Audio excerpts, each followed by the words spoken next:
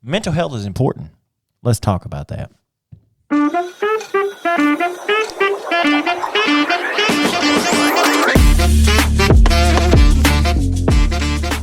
Welcome back to the Pause Podcast, and we're glad that you've joined us here.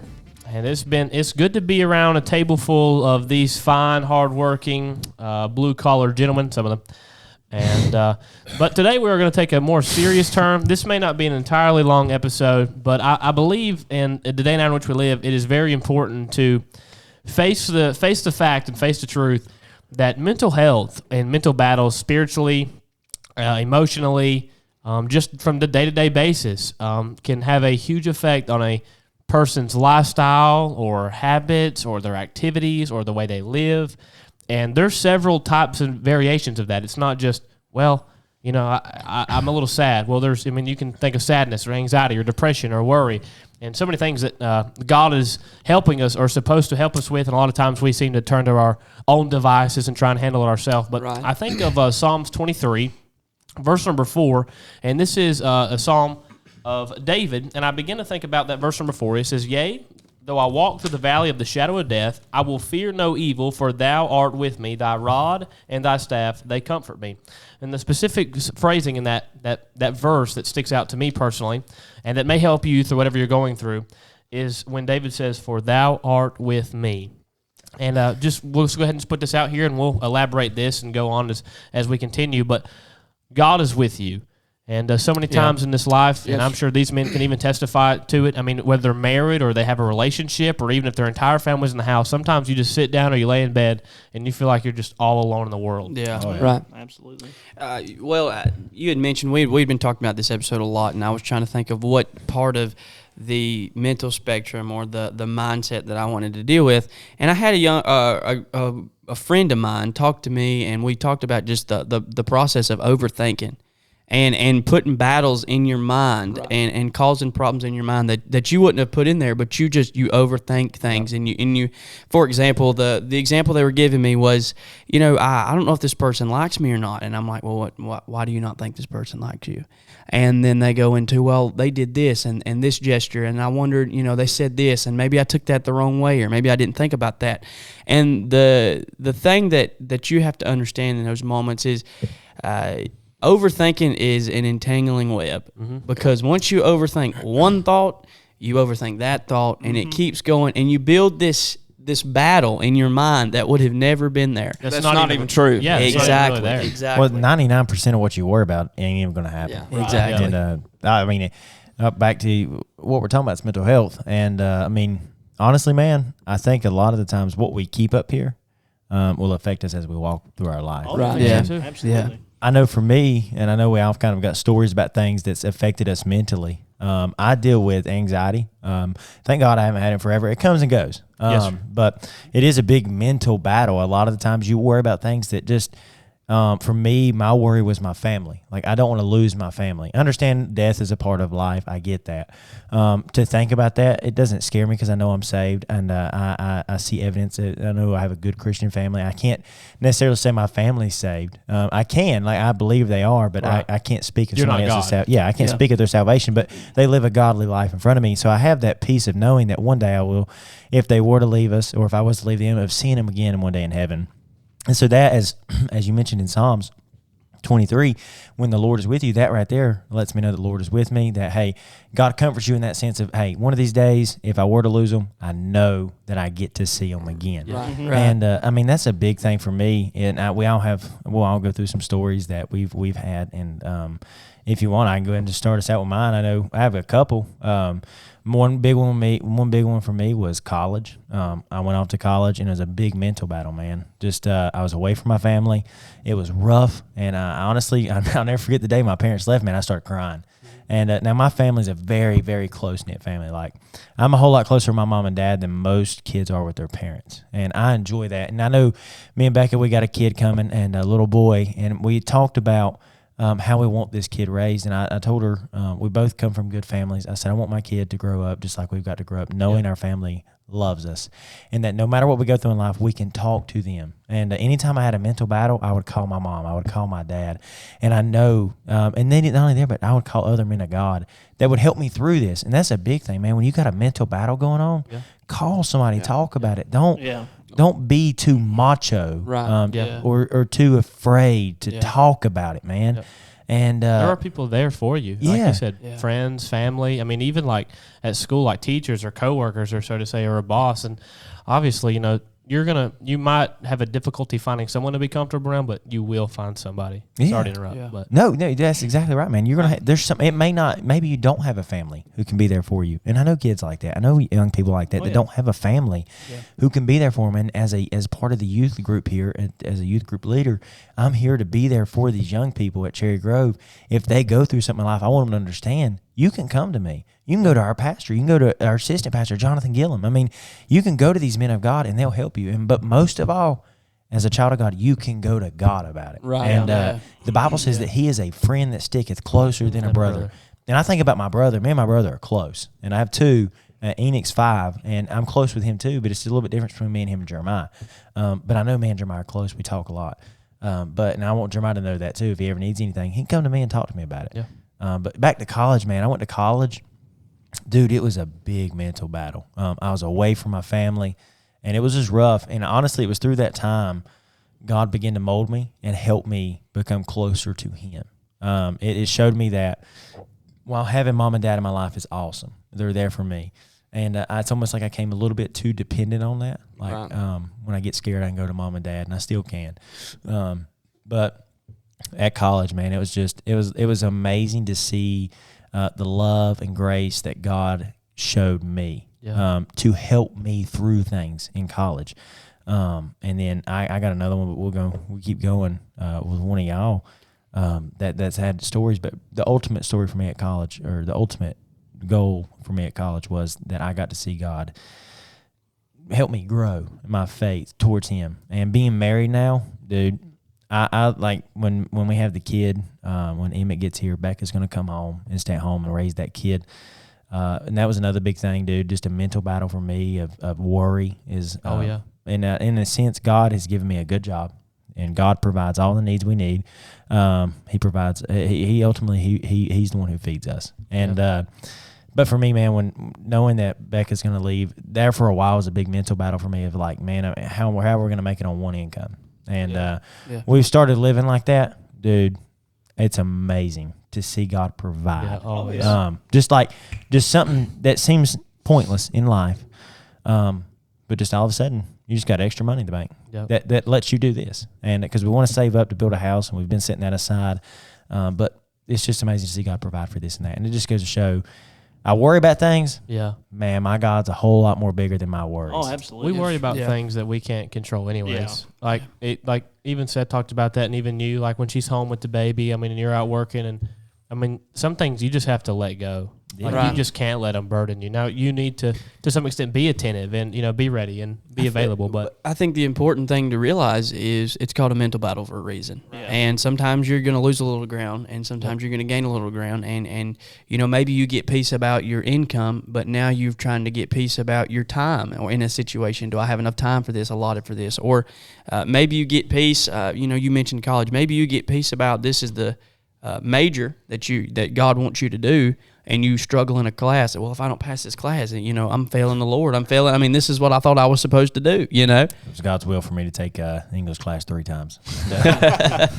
And that happens. And I'm sure, as I've known Justice my, entire life. And I think me and him together, we've been through lows. And like Dylan said, it's important to have that person. And like Dylan said, but when the Lord is all you have, he's all you need. I know you've heard the song, and it's not cliche, it's true. He's all I need. Yes. Yeah, and that's it. So, I mean, it's important. I mean, it's important to have people, but it's also important to realize that the Lord will take care of you. Oh, yeah, it absolutely. It's a big thing on trust in the Lord, because Yep. a lot of things going through life, a lot of things is out of your control, Yep. and you'll drive yourself crazy trying to fix things or control things that are not in your control. And like just me through life, a lot of things I want to be able to fix it right away. I want to be able to handle it, and I want to be that man. I don't need no help. I mean, that was my problem. And but the Lord showed me how much that you need to trust Him. And if you just let Him have full control of how it just goes a whole lot smoother. Yep. And especially things that you had no idea how it was going to work out at the end, of how God just showed that He had perfect plan for everything, Through it for all, every yeah. step. He shows up and shows out. Shows up, shows out. Yep. And I mean, you think about like our forefathers, man. What was pinned on our currency? In God we trust. Yeah. Yep. And but the day and age in which we live, man, that's pointless to people. Yeah. Nobody trusts in God. Nobody puts number one, salvation. That's the most important trust Yeah. you'll ever Right. put in God, is your trust in salvation, that you ask God to forgive you of your sins, and put your faith and trust in Christ. But man, we live in a day and age, and we was talking about this a little bit, that nobody. I mean, we're even amongst Christians, nobody trusts God like they should. That reminds me of that phrase when people say, Jesus is my passenger seat. Oh, Well, you ought to pull over and get out of the driver's seat and let God drive. yeah. Oh, yeah. Or Jesus is my co-pilot or something. Yeah, Stuff yeah. like that. Yeah. Like Carrie Underwood said, let Jesus take the wheel. You know? Yeah. Just give it to God. Trust God. isn't it crazy how she got it right more than these Baptists riding around with Jesus is my co-pilot? Like, what in the world? But will somebody elaborate on that? You touched on that. You were talking about in the day and time that we live, the climate. I mean, that can be a battle. So will somebody touch on what it's like to, you see politics and you see where our country is going and other countries are going. And, how can you just kind of tunnel vision and not think about that? Turn the news off. Yeah, that's a good one. Social it's media is tough, man. clouded, Yeah. and you Oh, can yeah. see it Any like social at, media teaching middle school. platforms. It's Yeah. clouded, like It gets- TikTok and like any of them. It gets I'm depressing, all for, man. Yeah. Like I I'm mean- all for standing up for what's right, and Yeah. learning who you're voting for. Oh, for sure. But you can't get so caught up in that's your only faith is in politics. But yeah, the main thing is just not Trust to let God, that be man. your full focus, but trust God. And we have a book that it's already told us how this whole thing ends. Yep. And just to trust Him to walk through. And we in this generation, we're living in a generation that nobody ever thought Yeah. that we're going to be living in. And I know that I've heard the generation before us, our parents and stuff, have said that they never would have imagined that our generation would have to deal with some of the things that we have to deal with. But we have a God that nothing surprises Him. Yeah, I mean, my pronouns are this generation stinks. I'm going to be completely honest with you. It is terrible. But you can't go back in time. This Right. is Can't fix the the time past. and the This place is the- you are put that in, you put and you in. are supposed to serve and fight. There's- And it's it's It's part time to of it. back down. There's a quote that I heard probably a couple weeks ago that hit home. You think about our generation. It says that hard times create strong men, and strong men create good times. Good times create weak men, and weak men create hard times. Yeah. We're living in a generation, man, where it's a bunch of weak men. Yeah. Yeah. We make it Because hard on they're ourselves living off- continually. They're Yeah. living off of the generation before us that put in the it was hard so work. easy. We don't Yeah. get discipline like our fathers did. We get everything handed to us. I mean, even lower class people now, and I hate to say that because I'm not dogging anyone for any kind of sour they make, and you ought to be good to your children. All right, help me Yeah. out now. But to some extent, I mean, you're gonna have to work. Yeah, I mean, it ain't like- not everything's handed down to you. Right. No. Yeah. That's one thing Yeah. my dad taught me. My parents yes. were good to me. They took Very care of me good. better than I deserved. Life is And hard. It is. yeah. They've given me a lot. Yeah. I'll be dead on. The car I drive, they give me. I didn't have to buy it off of them. They give it to me. But there's one thing my dad instilled in me that I'm still working on. I haven't conquered yet. But I see it in my father. I see it in my grandfather, and I even see it in my father-in-law. They are hard men who work Yeah. to provide. And I look at that and I see their blessings in their lives. I see what all is going on, and man, I want that for my wife. I want it for me and my family. But what ultimately our generation sees that they're just like they think it's going to be handed down to them. But what I've noticed in these men, my grandfather, my father, my father-in-law, these men have worked their hind ends off to get where they are. Yeah, it's taken years. Yes. Like kids my age that are 21 think I ought to have a pool and a trampoline and a 2-story house and 8 bathrooms. Like it doesn't come overnight. No, man. I think you and gotta that goes get back to worry and anxiety. Yeah, I gotta and- have it now. I gotta get it now. and- you don't need it. Especially in the generation, like you said, that it's all been handed to them, and a lot of people, And us, even us, we haven't had to deal with probably some things that the generation before us have had to deal with and not had it as easy. So I'm not downing anybody that deals with anxiety or stuff like that. But I feel like a lot of times young people especially, they make that for themselves. It ain't because of their It's a battle of their own making. It ain't because of their circumstance. It's just because maybe for once they don't get their way, and then they just completely have a meltdown. And they've not been taught how, everything's not going to go your way, and you've got to learn to work for what you want. You got to learn to fight. You got to learn to fight through things. Well, Dylan mentioned that, and I was thinking, and masculinity is something that's trying to be pushed out, and it is more masculine to say, I'm worried about how I'm going to take care of this for the family, and I'm worried about what kind of husband I'm going to be, and I'm worried about the kind of father I'm going to be, versus, man, life is good. I can handle this. Whatever comes my way, I can take care of it. Because, man, as much as you want to have that mentality, that's not how that works. No. It's not how it works. This is going to sound horrible, and I don't mean this in a horrible way, but to make it in life, you got to be savage. And I mean that in a sense. You got to have a desire to go get it. And that transfers into spiritual. Like you got to want it. Oh, yeah. And I know for me, man, I want to be as close to the Lord as I can be. Yeah. I want to, and the Bible says a man that I'll not work, a man that don't work, I'll not eat. The Bible says that he's worse than an infidel. Yes. Yeah. And by the sweat of your brow. Yeah. I mean, dude, and like at this, I had a job opportunity at work. It was making a whole lot more money. In my mind, my wife's about to come home. And so I began to worry about this. I was like, I need this. This is what I need. And the Lord humbled me through this. I began to worry about it, man. My mentality started shifting off of the Lord and onto money. Yep. I need this to survive. And I ended up not getting it. But here's the thing. I was praying about it. I said, God, if it's your will, let me have this job. And it was still with the same company, but we'd be making a little bit more money. But what God showed me through that, I didn't get the job. He showed me that it's not his will. Number two, that where I'm at, I'm going to keep working. I'm going to keep proving those people above me that, hey, if something else comes open, if it's God's will, I'm a worker. I'm going to work by the sweat of my, which I've talked about that. I'd rather work by the sweat of my brow than have some kind of fancy degree and work in a high rise, man. Yeah. I would way rather be out here in the middle of summer in 110 degree weather, pouring the sweat, climbing up a roof, working on something on a roof, trying to catch an animal, than I would be sitting up in a fancy high rise making six figures. But dude, I mean, mentality is important. Jacob, we'll let you lead in on this one because I know we've kind of been scattered around. But, give us your thoughts on some of the, the biggest mental battles and some of the stuff that has to be fought, and maybe tell one of if you have a story. I mean, I've talked about it some on this podcast, but, especially with my battle with trying to, or giving up music, that was a big thing for me because, it's one of those deals where I didn't pray about the opportunity. So I just took it for my own personal wants, and I did it for a couple years, and, I didn't really realize how much it was going to affect me spiritually. Yeah. I wound up struggling a lot with some of the things that were going on, and Lord was telling me, you're not where you need to be. Yeah. Right. Yeah. So, it was one of those deals where it got to the point where I was just struggling, man. Like I was fighting God because I wanted this for me, not for him. I didn't do it for him in the first place. You know what I mean? Right. And there's nothing wrong with doing something like that if you pray about it and you do it for him. Right. You know what I mean? If it puts you in the position to do something like that for him, if that's what he wants for you, because, honestly, he's given me a talent, Yeah. So, but I wasn't doing it for him. I was doing it for me. Yeah. So that put me in a dark spot, and I had a lot of mental battles, because I was sitting there fighting with God, and you ain't going to win that battle. Right. You know what I mean?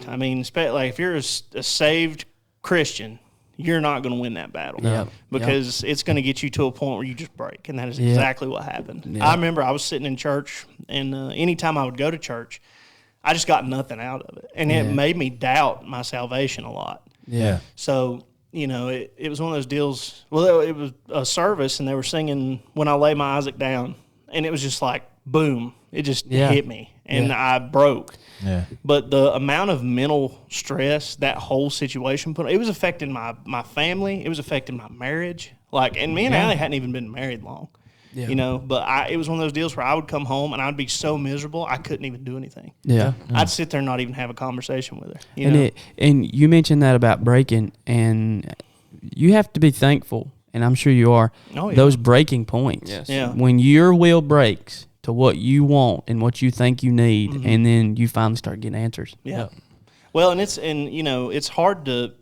It's like y'all are talking about, it's hard. You can't fight these battles on your own. Right. Even if you have friends and stuff, it's still not the same as being saved and having that relationship with Christ. and praying about it. And, we have a little group chat on Snapchat, and these guys will sometimes do like a little morning devotional. And I can't remember if it was Dylan or CJ, but one of y'all had said something about, whatever you feed the most will show the most. Right. Wow. Yeah. Whatever like if you're feeding your fleshly wants, that's what's going to show. That's where the mind battles start coming in. Yep. That reminds me of my story, and I'll be quick, I promise. All right, go ahead, man. And I don't ever say if I was saved or lost in it, because the issue is that it goes on both ends of the spectrum. You get to a point in your life where you think there's no will to live. Yeah. And you feel all alone, and you've deserted God, and you've stepped out on your own willpower. And like you said, you try and handle it all, and you try and take the load and carry the burden on your own, and without God's help or assistance when he's readily available. And I got to a point in my life where everything was so depressing. It was like everything was falling apart. Nobody cared. Nobody loved me.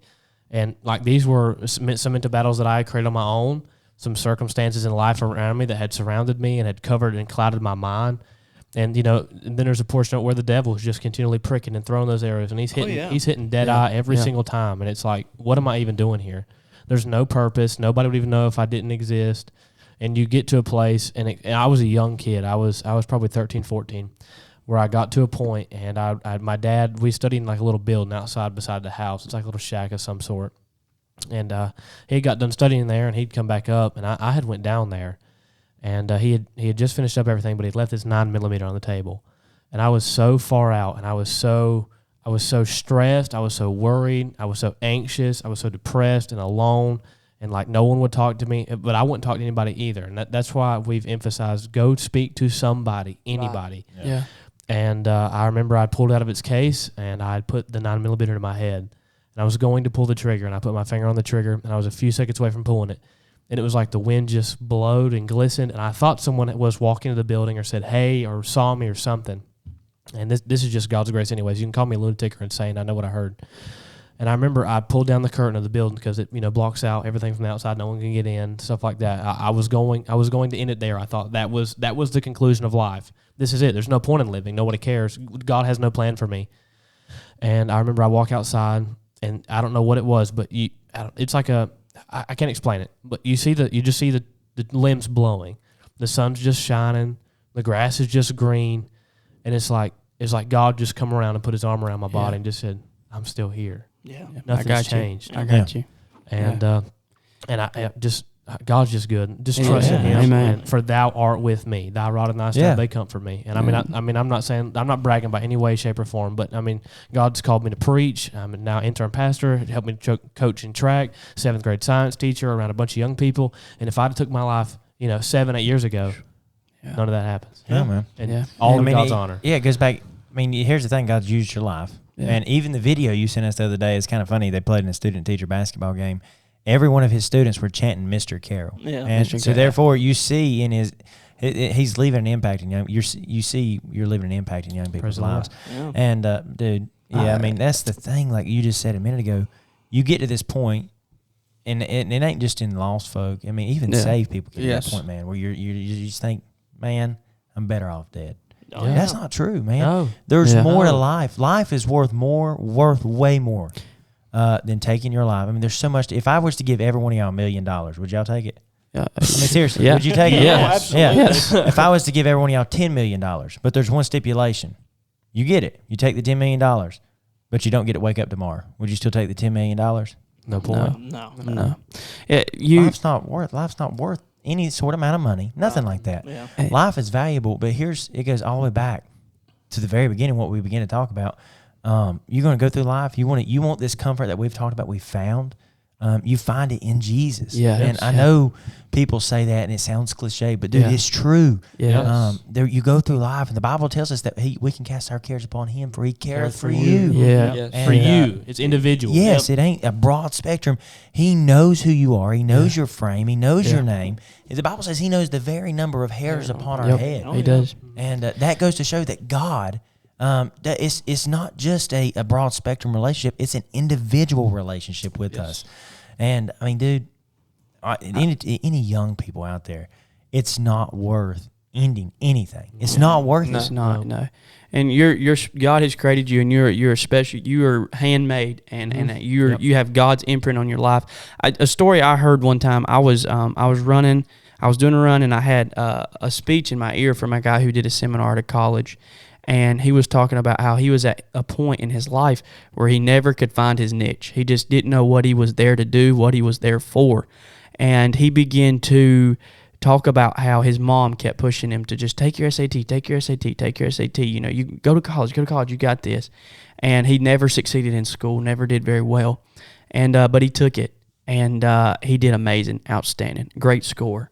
And when he got the papers back, I mean, he was so surprised, and his mentality changed. He was like, man, if I'm capable of this, what can I do? He went on to be a neurosurgeon and made lots of money, but did very well throughout college. And his mentality was, man, I just didn't know I didn't know I had this in me. I didn't know I could do this. Well, it come years later that he found out that they got his scores mixed up. And at the lowest point of his life, they got his scores mixed up. And he just talked about how, he did terrible on it. He bombed it. I mean, he did awful.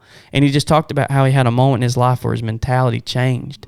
And he began to, and I don't know exactly if he had a Christian background or anything like that, but think about it. He probably saved many lives with that low SAT score, but in his mind, his mentality changed. And I think the mentality that you have about your life, if you start realizing, like CJ said and like Dylan said, that everything we have is given to us, and we have so much. And even you mentioned that about the nature and the leaves, like this is a one-time thing.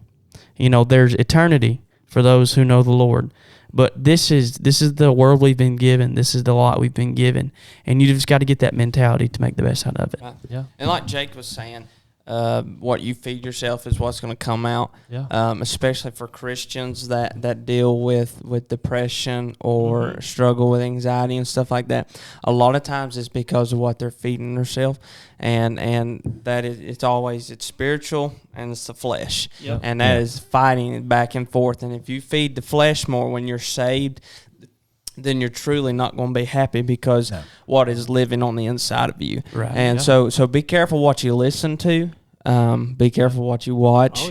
Because I know, especially when you getting that where you feel depressed, or you want something that's going to make you feel better, or kind of get around maybe a crowd that kind of feels the same way about you. So be careful who you're around. Be careful what you listen to. And just getting the word, getting God's word, especially when you're dealing with problems, it's all right there. Yep. And God will help you through it all. But that's all on you, on what you're feeding yourself. Oh, yeah. And well, the Bible tells us in Matthew 11, Jesus told me, He said, "Come unto me, all ye that labor and are heavy laden, and I will give you rest." And He said, "To take my yoke upon you and learn of me, for I am meek and lowly in heart, and ye shall find rest unto your souls. For my yoke is easy and my burden is light." And man, it's like even what Justice said, and I can tell you this: anytime I've went through something in life where it's just the mentality's been horrible, I've been away from God. Yes. Not my relationship, but my fellowship. Right. When you're saved, your relationship never changes, but your fellowship can change. Right. When you get out into this world, man, and what I have found is when I try to do things on my own, that's rough. Yeah. And you go through things in life, and but man, when you get with God and you just trust Him, number one, it begins with salvation. But man, I'm telling you, even as a Christian, life's not roses and daisies. No. I promise you that, man. No. It is. There is going to be trials along the way, and a lot of times it's battles of your own making. Sometimes I think it's harder. Yeah, really, it feels like it. But then thank God for the trials. Yeah, and thank God for the valleys. Yeah, because if you're always on the mountaintop and you're always don't need no help, then Yeah. there'd be How would no you get reason to stronger? trust God. Yep. Yeah. There'd be no reason to trust God. Yep. And He's all got it. He's perfectly And made it to where. And thank the Lord for the people that make you laugh. Right. They don't get enough Yes. credit. I know there's yeah. been sometimes I have been an absolute jerk. I have All just the time. been mad. I've not wanted to hear nobody say a word, and then somebody said something, and I laugh and smile, and I'm like, "What's my problem?" The Bible I says mean, that this, Mary I Hart always does say, good like Mary a Hart medicine. and that's that's one of the burdens for this podcast Yes. is I know we've To been make you serious in this laugh. episode, but I mean, find those people, find that something that makes you laugh, because a merry heart, it does get like a medicine. And if you know any one of us at all personally, or even like in the comment section below, Yeah, I mean, yeah, we man. got an email. Absolutely. I mean, Yes. contact us. Yes. If you want to talk about something, or you just want us to pray for you about something, let us know. If I don't answer the phone, if you reach out and get a number and I don't answer the phone, leave a voicemail. I'll get back to you. Yeah. I He promise. won't do We'll it. talk to you. He won't do Dylan it. says that, but I will. No, I mean, dude. Who needs enemies when you have friends like these? Yeah, and don't paint enemies in your head that aren't real enemies. Yeah. For those who ask me that question, I've struggled with that at some point. I think I've gotten over it a little bit. I think it starts with cockiness, dude. Yeah, You think you're better yeah. than everybody else, and therefore you mark them off as an enemy. Yeah, and then sometimes it's an age thing, like Yeah. those middle school years, very impressionable years. If you're in middle school right now, Relax. relax. I mean, you're trying to figure out, okay, who am I? Let me get my Yeah. personality, dude. And You'll your whole figure it life out. is ahead of you. Yes, And you Yes. can't see the other side from the moment you're in. Like when I had put the weapon in my head, I could not see what was going to happen. But if Yeah. I was not alive, I'd have never seen it. Yeah. You're- And I wouldn't have one of those people in my life that makes me laugh when I'm so mad. Right. You Stick know? around. Yeah. Think about that, guys. Our lives would not be the same without CJ. Definitely Yeah. not. Definitely not. But I don't think any of our lives would be the same without any of us. And I No. think, and even though we Absolutely never not. fought that battle that CJ fought, it just goes to show you are making an impact on somebody, whether you Yep. realize it or not. Yeah, man, It's you- happening. We called the other day. I mean, think about that. Me and you're both preachers, and I got a few other preachers I talked to, but we talked to us the other day, just sharing what we was going to be preaching on Sunday. Yeah. Share with you what I was preaching, you share me what you was preaching.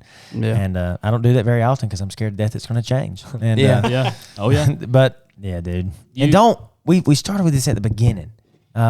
Talk to somebody. Yeah. Yeah, that's what we're just Yeah. talking about. Talk to You somebody. can't Don't- tell what somebody else is going through. Yeah. No. Don't be And- too prideful. No. Yeah. I mean, Yeah. so You true. can't take the world on your shoulders and jump off a mountain. You know what I mean? Like, no, yeah. You're this world says that a man has to bear all this stuff upon him. A man, I'm gonna talk to the men. As a man, you got to bear all these things, and you can't talk about it. No, that's a bunch of garbage. You go talk to somebody, man. I'm being so serious when I say this, but when you have these macho men, I don't cry about nothing. I don't let anything bother me. And I'm saying this reverently, but Jesus wept. Oh, And yeah. Jesus fought battles on this earth because he was all man and all God. And he fought battles on this earth that some of you have fought. And he was perfect in every way, but he fought battles. Yeah. And I just let you know, and I know we're talking, and I know there's young ladies out there too, but for the guys who think you have to put on this persona that I can handle anything, man, I'll tell you real quick, and I'm sure these guys, you can't, cannot. and I can't. no. I can't. He can't. You can't. I mean, but with him, with the Lord, Trust the Lord. it's a whole lot easier. That goes Oh, back yeah, to what man. you said. It's more masculine sometimes just to show that you're vulnerable. Yeah. Dude, You're not- we've you're heard human. this said, and this is true. A real man cries. Oh, Yeah. My dad, and this is funny. Y'all met my dad.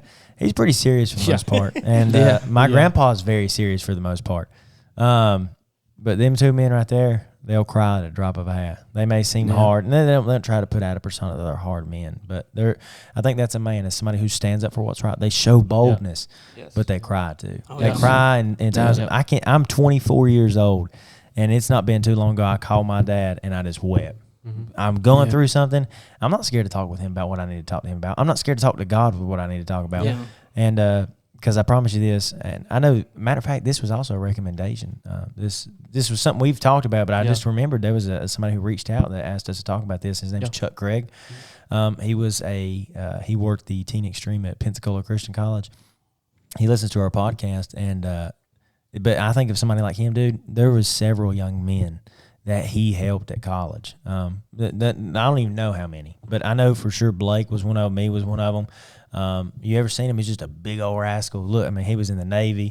He's just a big macho man, but he also believes that a real man talks to people. Yeah. Right. And he's somebody that if I can think about too, he seems macho, but he's also very easy to talk to. Yeah. And he helps you, but ultimately he points you to Christ. And I've always been fascinated by the people who can fight those battles on the inside, and while fighting battles, still be a blessing to others. Oh, yeah. I've seen some people go through so much mentally, physically, and financially, and stuff happen in their life. And if I called them, I would get off more encouraged. If I called them to encourage them, I'd get off more encouraged. Oh, yeah. I mean, it happens so much. You get done talking with him, like, I'm done with this. Yeah, their life's great. Yeah, it's like, what in the world? glad I'm not them. Mentality. It's Yeah, a mentality, man. Man, I'll add one thing that we hadn't really talked about too. Find somebody like your relationship, your spouse, like somebody that is like-minded, believes the same things you do. I can speak for my wife, man. She was an example to me. She gets up and reads her Bible every morning. Mm-hmm. Every morning. I get up and she's in there doing her Bible study. And that's a good example. And I talk to her a lot. I mean, that's the process of like with my wife too. And that's the process when you get married, dude. And getting to talk to your wife about things. And there might be some married men that listen to this, and maybe they know too. Talk to your wife. And there'll be days I'll be having a rough day, and I'll come home and talk to Becca, man. She'll tell me what she had to put up with at school, and I'll just laugh, be like, yeah, them roaches I dealt with won't do that. She come home. They didn't talk back to me as much. She told me one story. There's this kid in the back. She said, honey, I just looked back there. He had this giant cone in his mouth going, boo. She said, I got onto him all day. And I was like, yeah, don't worry about my day, baby. You doing all right. Yeah, and I think parents sometimes too, like my mom, I love her to death, but she preaches this perspective.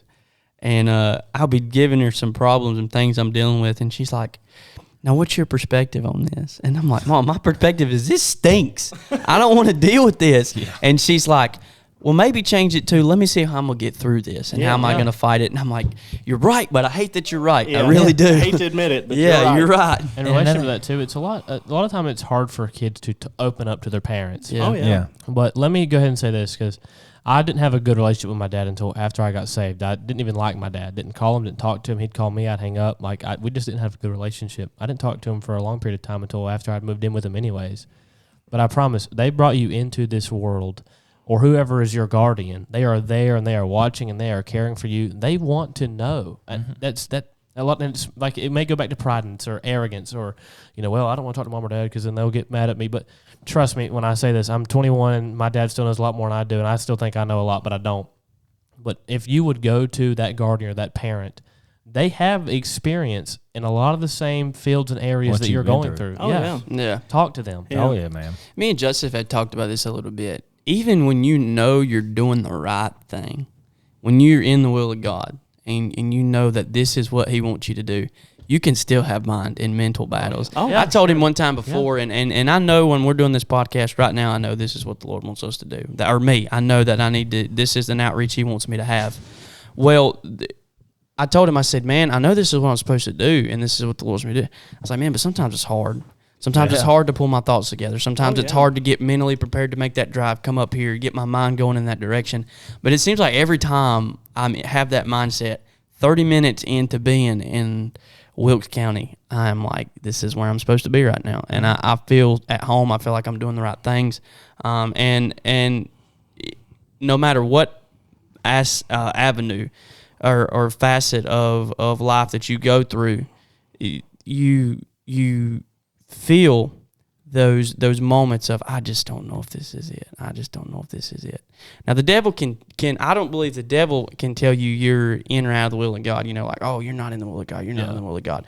But I do believe the devil can show you different avenues and say this might make you doubt. Yeah. Oh, you think so? You think, I think even when you're like my doing. My dad has mentioned that. Yeah. I've mentioned that, man. I mean, even like salvation, he'll make you doubt your salvation. Yeah. And I believe the devil will make you doubt, man. Oh, I believe that. And, I'm in the perspective of, and I would love to hear your thoughts on this, but do you think when you're in the perfect will of God, do you think the Lord will let the devil try to persuade you that you're not? Think about Job. Yep. Yeah. Job, man, the Bible says he was perfect. and upright. I mean, he was upright in the Lord. I mean, Yeah. think about somebody who was walking. That was Job. Yeah. And the devil. Now I believe the devil has to go to the Lord first. Yeah. And that may Yeah. be a trial that the Lord puts you through. Yeah, And, I never thought about it like that. He'll The never devil even tempt went to you. the Lord and said, Yeah. You won't let me try your servant Job. Yeah, and he let him try him. He never Yeah. tempted him with evil. Yeah. God, I mean, in a sense, I don't think God ever allowed that. Anywho, but yeah, dude. I mean, it's definitely. I think the devil, as a Christian man, a lot of your battles are not only self-made, but dude, Satan will come along, Sure. and it's like, boom. Yeah. I think And we've sometimes heard not it. even recognizable. Yeah. Like a small thought, Yeah. or like you said, a doubt, Yeah. or another avenue. And that's something, dude. That's as a Christian, that's something that I struggled with a lot. Like back in the day, was my salvation. And you talking about something that would worry me to death. That's my salvation, and it's something that ultimately the Lord give me victory over that as far as doubt, because I know for me that was in that time of doubt was just a very horrible time, just like in the sense of like, God, am I saved? Do I need to get saved? And it come back to a place September 14th, 2012. I know what happened that day. What year? September 14th, I 2012. think I got saved September 18, 2014. Yeah, Jeff Ledbetter got saved September 14th. What was it? 97, I believe. I can't remember what it was. Oh. And me and him had the same day. He said that a few Sundays ago, and I heard him last Sunday or something. And you don't know what's going on in other people's minds. And I think a lot of times people, maybe you have someone that's pulling away and you need to be a friend. But I think sometimes people see somebody struggling and the first thing they want to do is tell them everything that's wrong with them and get right and figure Don't it out. bully them. Yeah. Exactly. Yeah. Yeah, Sometimes it's good just if to I sit hear down that, and listen. if I know somebody's going through a hard time and I hear somebody bullying them, I don't believe the Bible says not to be a brawler as a preacher. I don't believe you'd be considered a brawler growing up behind them and grabbing them by their shirt and being like, hey, buddy, let me tell you something. And don't be a bully, man. Yeah. You don't know what people's going through. You're making it worse. Yeah. Yeah. Be an encouragement. Always be an encouragement. Yep. And another thing is, man, don't rush through life. No. And Yeah. I know for me, I always worried like, oh, I want to get married. I want to get married before the Lord comes back. And man, I'm I'm still 20. there. Yeah, I'm 24 years old, and this is horrible to say. Me and Becca were talking the other day. I was like, I'm 24, babe. I was like, I'm getting old. And, I feel that, man. Shout out all the 30 and 40 and 50 Who's and 60 year olds. who's oldest at the table? I think he is. Man, By the way. 24. like a few months. Yeah, I'm 24, but he's a little September 1st. Okay. But dude, I mean, it was like I began to work at that. I was like, Paul said it right. Your life is like a vapor. Yeah. It appears for a moment, then passeth away. Yep. It was like yesterday I was outside wearing, y'all ever seen Bible Man? You ever seen Bible Man? And it was like yesterday I was outside in the Bible Man suit fighting a willow tree. But ultimately what happened is, man, I just got to a point where I was worried about everything. And I was wanting life to pass by quick. So I get to this stage in my life. And now I'm here and I got a kid on the way. I'm like, okay, I want things to slow down. And now it's going faster than ever. Yeah, and everybody tells me when you have a kid, it's going to fly by. I'm like, in my mind, it's just like, my word. Man, even like just in the past few years, I'm like, depressed now. Even in like the past few years, like when I got married and stuff, dude, a week, nothing. Like That it just honeymoon, goes by so fast. nothing. I mean, it flew by. I We was need like, to double those. Yeah. 2 months honeymoons. Yeah. I'm still on my honeymoon. I was love the same my wife. way. Like when I was 13, I was like, I can't wait to be 16. Yeah, 'Cause then get I'll- my driver's license. Yeah, and then, I want to be 18. I'll be adult. I want to be 21. And Now I here wanna am. go back to I'm 12. like, wait a second. Now that you got your driver's license, do you hate driving? Gosh, dude, I hate it. My mama used to tell me that, honey, you going to get it one day. You just ain't going to drive no more. Bang! And, And as much and as she's I, right. I hate it. I'm like, Becca was like, let's go to town. I'm like, I just hate Stay getting out. home. I hate getting out. dude, as much as I had to drive for like a few years when I was playing and stuff, dude, I hate it now. Anytime I get in the truck, I'm like, Oh, Yeah. again. yeah, Not dude. again. Yeah, I still like driving pretty good. I know you do. Yeah. I don't Justice- mind it. I call Justin. We do. I just driving around. Hey, sometimes it's You work- good just to clear your mind. Get alone. And See, just I've clear your contemplated mind. getting a motorcycle. Man, That's a just- terrible idea. that's terrible. That's a terrible. idea. That's a Yeah. I reckon terrible like that, idea. and the Lord showed me real quick. No. Yeah, he rigged them up. Hey, He come listen. back from the beach, man. Looked like somebody drug him all the way upside. Justice, tell me about the mental battles you had to face when you were They so skint They up said you and had so like, much what, pain. like concrete rocks and stuff in you. Someone Yeah. sprayed with a water hose, like direct. it was bad. Hey, sometimes that physical pain outweigh the mental pain. You hurt so bad on the outside, you're like, I don't even feel nothing on the inside right now. Stone cold, baby.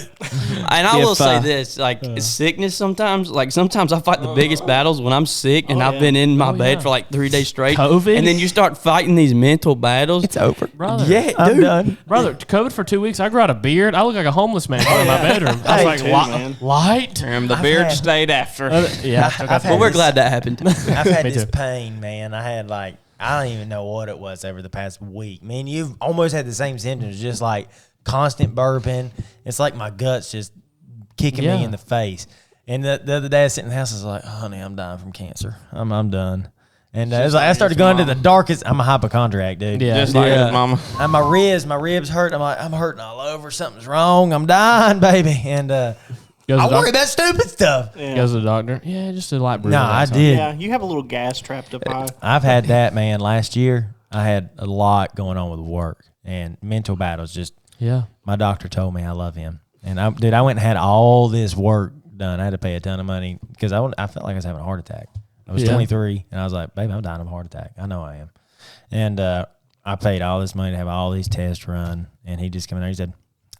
He said, I don't know what he is. He's foreigner, but he talks. He's got an accent. I ain't gonna do it because I'll butcher it. Good gracious, you've gotten big. And You're the big boy. yeah. He walked in. He's like, well, Dylan, you're healthy. I was like, oh, thank God. He said, all your tests are good. I was like, good. He said, so talk to me for a minute. What's wrong? And I began to talk to him. I started crying. He's sitting there, yes. Well, sometimes Dylan, you just open up to your doctor. Yeah. Hey, I mean, really. Well, here's where it gets funny. He's like, yes. Well, Dylan, you're going to go through things in life, and it's going to be tough. And I got to tell you that as a doctor. But if you were my boy, since I know your father very well and I know you, I'm going to speak Is to this you. in West Park Circle? That area? Dr. Milan. Oh, yeah, that's my doctor. Is he? I love him. So yeah, he said, he's honest with you. He's just blunt. I like him. He said, since I know your family very well, I'm going to speak to you as if you were my own child. It's time to grow up, be a man, put your big boy pants on, and deal with it. And I was like, okay, Thanks, Doc. He's shooting Dude, straight. He's blunt with you. Hey, I love it. He didn't use. He used a few choice words, but and I was Becca's over in the corner snickering. I was like, I know, Doc. Hey, sometimes you need those people that'll just tell you to just suck it up, man. Like I convinced myself back the end of February and March, and we still laugh about this at the house. I convinced myself I had a double ear infection. I'm like, Mom, I have a double ear infection. My ears are killing me.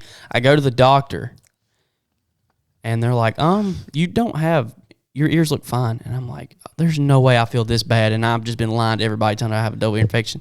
And he's like, and then here's a pause, and he's like, but you do have strep. And I was like, oh, great, good to know. That's why my ears hurt. It's like, that's why my ears hurt. But it just goes to show you can put something in your head. overthink, You can put something in your head. I was worry. like, I know I have a double ear infection. I'm so- and then I had strep. I'm so brain dead. They stuck that thing in the ear or my ear where it goes, beep, like, all right, raise your hand when it beeps. And it never beeped.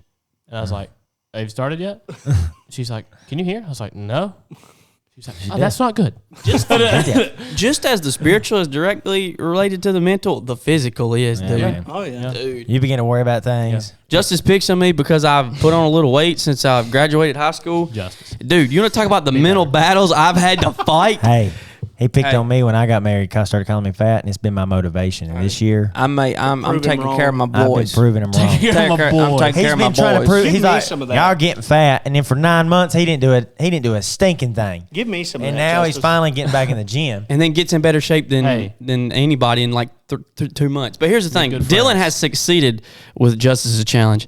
I have not. I need your prayers. I'm I've still tired got- of I'm still Justice's climbing. slander. I'm contemplating getting some. You're trim. on the way up. I'm just kidding. When No, we're not doing that. That was a mental battle for me. When life gets its Steroids. lowest and you're at the bottom of the barrel underneath it, you can only go up.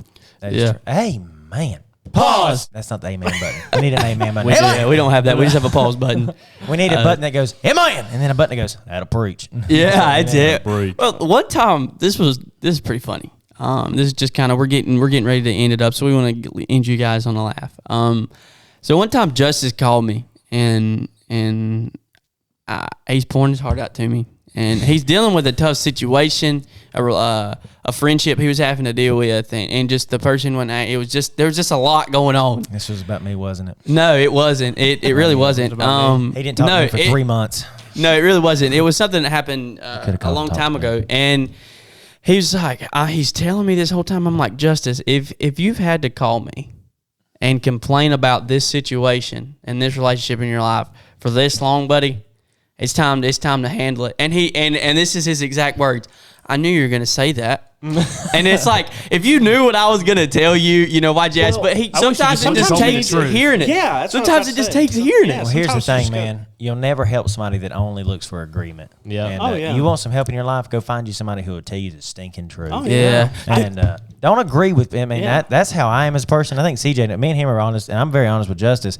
I don't agree with y'all. I mean, I do, but if there's things that I think that this is a dumb idea, I'm pretty vocal. It's better to be honest than be your buddy. Yeah, I have witnessed God take people out of my life because they were just yes men. Like I when I first moved to Greenville, man, I dealt with so much. I want to go home. I want to go home. I don't want to be here. I don't want to be here. And just the mental battle of this, they don't accept me. I'm not accepted.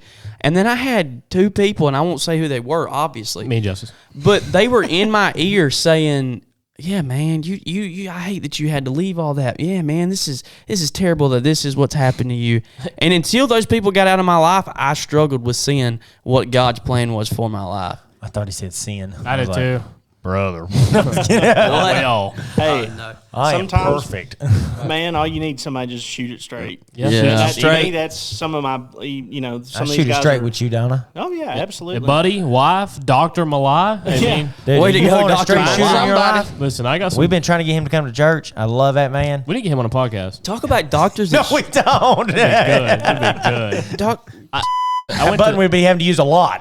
I went to school with his boys. His kids are really good. Everyone else in school to be a doctor. Yeah, they're smart. Dude, one kid's singing. One kid's dropping albums and music. One of them, I talked to him about. I said, "How's your kids doing?"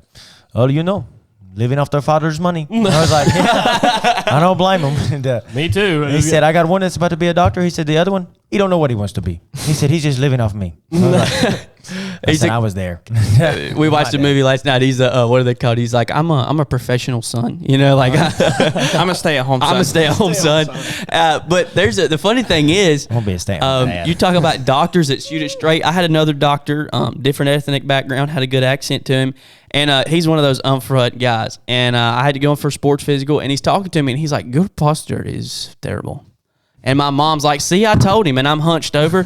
And he's like, What you talking about, doc? And he looks at my file, and he's like, "So, you're 5'9"? And I'm like, "Yeah." And he's like, 5'10". He's like, I'm like, "I'd love to be 6 foot or 6'2" around there, kind of joking. And he's like, "You won't be that if you don't stand up straight."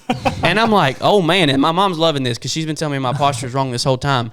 And she's like, "So you like basketball?" And I'm like, "Yeah, I do."